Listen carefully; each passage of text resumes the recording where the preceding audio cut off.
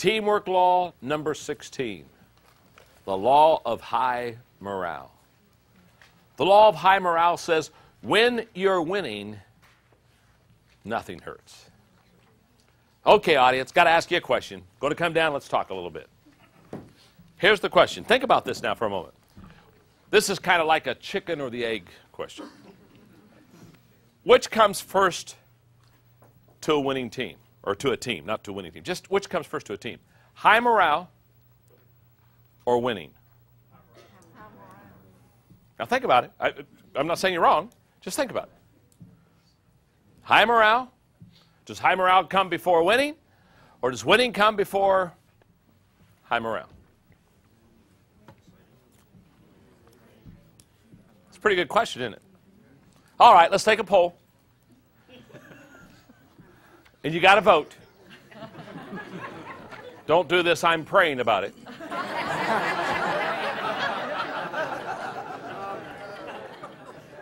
Okay? How many of you believe that high morale comes before winning on the team? Raise your hand. Good, good. How many of you believe that winning comes before high morale? Good. Evenly split. Conclusion? Don't have a clue.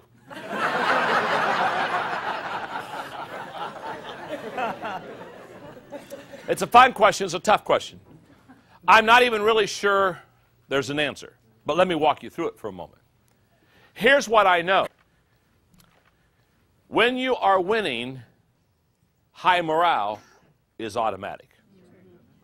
Is that not true? I mean, I've never seen a winning team with low morale. I mean, you don't go to a team that's just scoring victory after victory, sale after sale, profit growing up, customers. You don't go to a winning team and have to pick them up. I mean, oh man, I'm telling you, this is tough to win. Man, I tell you, this winning is wearing me out. It's these profits and these victories and these new customers. Oh my goodness. Oh, man, this has got to stop. Close the door. We can't handle any more success. But let me tell you also what I know. I've never seen an organization that continually lost that had high morale. In fact, when you're winning, nothing hurts. When you're losing, everything hurts. Isn't that true? Now, so you go to your team. How do you get your players to play above their heads? By lifting their morale. So therefore, as a leader, if this is my team right here, and they haven't been winning, the way to start winning is by lifting morale. If I lift their morale, I lift their expectations, I lift their hopes, I lift their energy. If I can lift their morale, that's how I get them to start winning. And once I get them to start winning, then high morale becomes automatic. Here's what I know. If a losing team is truly losing, you have to lift their spirits to get them to believe in themselves, to believe in their team members, in order for the morale to get to the place where they get into what I call a state of readiness for victory. Now, what I also know is if you can go and develop and train the skills of your people. I want you to realize to develop a winning team, you've got, the reason the high morale winning question is one requires skills and the other requires attitude. And you want to do both. So what you want to do, the real answer to the question is, you want to do both. You want to lift the skills so your people win, but you also want to lift the morale so that they are ready to win. Here's what I know. If you lift the skills so that they can win and you don't lift the morale, you haven't started winning yet, but you lift the skills, you train and develop people, but you don't lift the morale, you don't have your team in a state of readiness to win. If you lift the morale, what happens is they'll win a little bit sooner because they're getting ready and they're getting prepared. Every leader understands that his or her ability to raise the morale of the team will to a great extent determine the team's success. Okay, let's talk about high morale. There are 5 reasons why a team needs high morale. Number 1, high morale is the great exaggerator. As I said just a moment ago, when you're winning, nothing hurts. When you're losing, everything hurts. Now, do you notice the exaggeration of morale? It either makes you bigger than life or smaller than life. It makes you over the top or under the heat. When you're winning and when your morale is high, people think, if you're the leader, people think that you're better than you really are. Do you realize that? And when you're winning, people think the team is better than it is. It's a great example. When you're losing, you know what? If you're the leader and your team just keeps losing, you're 0 for 86. The people think you're worse than you really are. In fact, haven't you been? I've been in situations where, you know, we lost a few, and you know, the people saying, boy, John's a lousy leader. And there have been times when I want to stand up and say, you know, folks, I'm bad, but I'm not that bad. And when you're winning, you can almost stand up and say, I'm good, but I'm not that good. It has the tendency to exaggerate. You see, when you're winning, you look at potential. When you're losing, you look at problems. When you're winning, you look at people that are committed. When you're winning, people get committed. When you're losing, people get uncommitted or unconnected real quick. When you're winning, you attract people. When you're losing, nobody wants to be on the team. High morale is the great exaggerator. It literally lifts everybody up higher than what they really are. Secondly, high morale is the great energizer. People with high morale have energy. High morale in your company is like loosing the Energizer bunny. Just kind of going up and down the hallways of your organization. When there is low morale, there's low energy. In fact, you show me an organization that isn't winning and has low morale, and I'll show you a company whose expector has expired.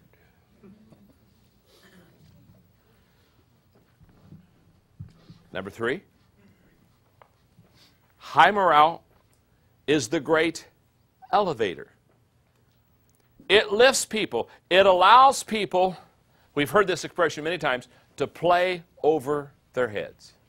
Now, when a commentator is talking about a ball team and he said, oh my goodness, they're playing way over their heads. Now what does that mean? Does that mean that they've climbed a ladder and they're playing way up above their heads? No. What it means is they're playing on a level that they truly don't have the ability to sustain play on. They have been lifted. And high morale elevates and lifts people to a higher level. I'm going to give you, let me just take a time out here and tell the story. Let me give you a classic illustration of high morale or low morale. When I lived in San Diego, every year we went to the Holiday Bowl. That's a bowl during the end of the year in December, and a couple college teams come out and they play the bowl. And so myself and 3 of my buddies, every year we went to the Holiday Bowl. It was just kind of a tradition. We go out to eat, go to the Holiday Bowl, have a great time. Okay. We're at the Holiday Bowl, I don't know, probably about 10 years ago now. And the game, for San Diego, it's an unusually cold night. Usually San Diego is very nice, but it was a nice, moderate temperature. But this night it's kind of cold. It's just not a nice, good night. And the game is boring. And we're in the 3rd quarter, and I looked at my buddies, and I said, this is a boring game. And I said, look at people. And I mean, people were disinterested. They're talking to each other. But I mean, you know, there's not any kind of energy in this game. And I didn't think at that time that I was going to do anything about it, but I just noticed that there was a major kind of a pathetic disinterest in the game. And about that time, I looked down in our area, down at the bottom of our area, and there was a guy there, an old fellow that was a San Diego kind of standard, who always sold newspapers at all the games. An old fella, and everybody loved him, and people bought his. He'd go around and he'd sell newspapers during the game. And I saw him down there. It was a cold night, and he had a lot of newspapers. He wasn't doing good. So I looked at my buddies, and I said, I'm going to make this guy's night. So I said, come on up here. And so he came up there, and he had 20 newspapers or whatever. He had some newspapers. And so I looked at him, and he said, you want a newspaper? I said, and so he started sending one down. I said, no. I said, I want all of your newspapers. I said, it's a cold night. Go home. Give me all your newspapers. I'll pay for them. And so he looked at me and said, you want all the newspapers? I said, yeah, I want all the newspapers. So he set them all down, and I gave him some money. And you know, he's kind of talking to himself. He's walking away. And I tell my buddies, and I said, now, if he's smart, he won't go home. If he's smart, he'll go down to wherever he gets his newspapers and say to them, I found a guy who bought all of my newspapers. I said, if he has any business savvy, he won't go home. He'll come back and see if this fish will bite again. And in the meantime, while he's gone, the guy said, what are you going to do with the newspapers? I said, well, it's obviously a boring game. So I said, let's pass them out. So I stood up and I said, I bought a whole bunch of newspapers. And I said, it's a boring game. So if you'll tell me what section of the paper you'd like, we'll pass out newspapers. And so I said, well, I want the sports sections, and I want the business section, I want the life section, I want the front. So we started passing out sections of the newspaper. So we got about 50 or 60 people with a newspaper now. And sure enough, I just get them passing the newspaper out, getting it all taken care of. And the guy is standing below again with a stack of newspapers. And he's just looking up at me.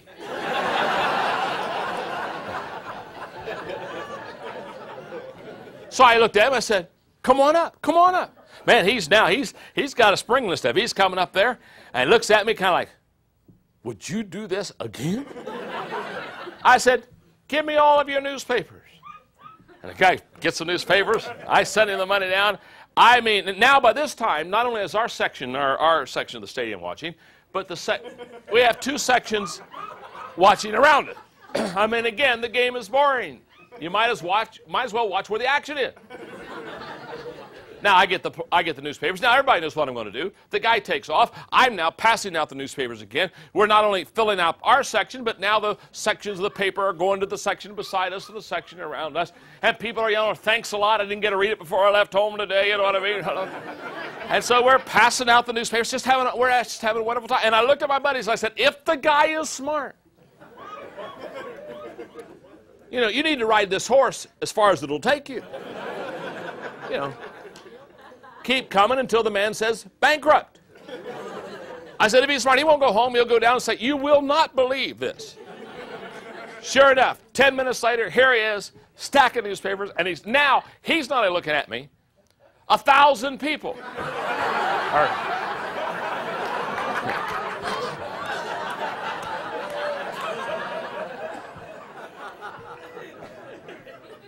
Well, I'm not going to disappoint the boy. I said, come on up.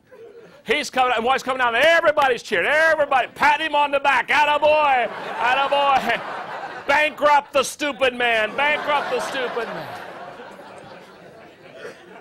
He gets to the end of my row, looks at me. Do you want them all? I said, send them down. I reach into my pocket. The guy at the end of the row says, wait a minute. You've had enough fun. He said, it's my turn. I'll buy the newspaper. He reaches in, he pays the guy. Now we have community. We have a team. We've got a team going now. I mean, we're sharing expenses. We're in this baby together. He's passing out newspapers. I mean, now we've got 3 sections involved in reading newspapers. We're the happiest place in the stadium. It's a boring game. All the cameramen are shooting at our section. We have players looking up to our section, trying to figure what are they so happy at? Where did all those newspapers come from? Just about that time, I mean, we have morale at an all-time high. I'm talking to some guys beside me. I turn around, and when I turn around, right in front of me standing is a peanut vendor.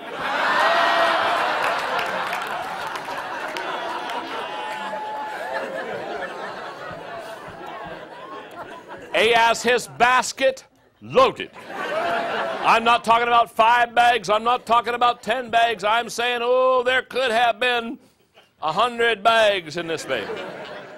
And he looks at me and he just stands there and smiles real big. And I look at him and I said, I suppose.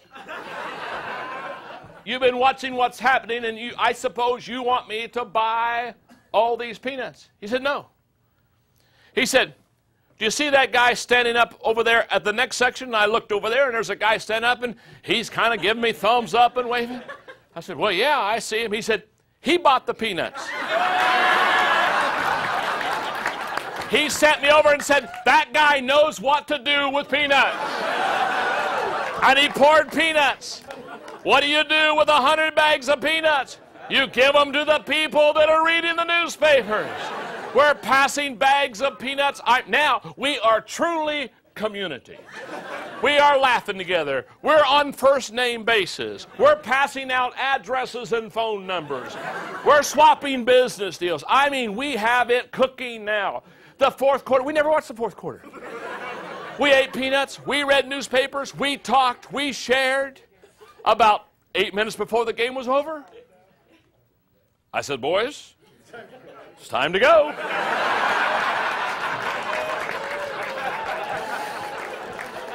We get up, and when we get up, 3 sections of the stadium stand up and give us a standing ovation, and we high-fived ourselves completely out of the stadium. Classic picture of high morale. And what people will do when you as a leader lift the tide of morale for your team. Now, just 2 more thoughts. I had so much fun telling the story, I need to teach a lesson. Hate it when lessons get in the way of good stories. Number 4, high morale is the great eliminator. High morale will eliminate problems quicker than strategic thinking. High morale lifts you many times above the pettiness, the politics, and the problems of the team. And finally, number 5, high morale is the great emancipator. It'll set you free. It releases you to ask questions. It releases you to take risk. It releases you to reach your potential. Now, one last thing I say about this law before I teach the final one, because this is important. There's a very common mistake that teams make when they get the morale high.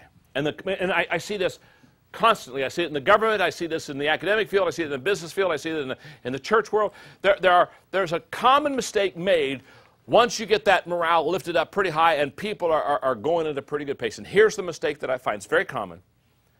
The common mistake is this. There's a tendency when morale is high to ease up on the pressure and the momentum.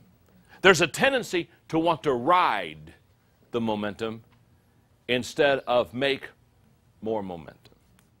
There's a tendency to say, man, things are going so good. I don't even hardly have to touch it right now and the company's growing. And look at the profits and my goodness, the people are coming early. And there's a tendency for you to sit back and enjoy the momentum instead of make more momentum.